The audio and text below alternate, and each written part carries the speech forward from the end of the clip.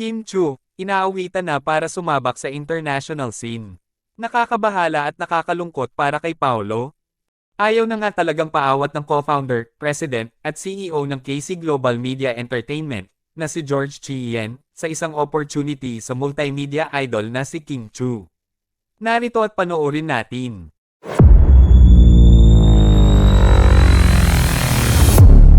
Matapos nga ang palitan ng komento ng CEO ng KC Global Media Entertainment na si George Chien at Kim Chu sa Instagram photos na in-upload nito, ay finiture nga si Kim Chu ng Content Asia TV at KC Global Media sa kanilang Instagram stories.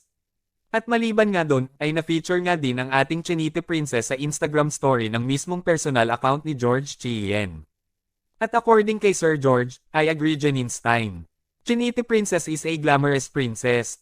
We'll do more with her. Ito nga daw ang patunay na talagang nagsisimula ng ligawan ng CEO ng KC Global Media Entertainment, ang ating multimedia idol, upang mapapayag ito na makagawa sila ng proyekto sa international scene at maging ganap na international superstar at makilala sa buong mundo. Madami nga ang sobrang proud para kay Kim Chu dahil sa malaking opportunity na ito kung sakali. Ngunit, madami din naman ang nakaramdam ng pagkabahala at pagkalungkot. Dahil kung sakali man daw na matuloy ito, ay paano na ang kabiyak ng Kim Pao, na si Paolo Avellino, kung sakaling maging super abala na si Kim Chu sa magiging solo career niya sa ibang bansa. Ayon nga sa komento ni Rosalinda Yap, I won't accept this. Mahirap magkahiwalay kayo ni Paolo. There's no movies for you yet.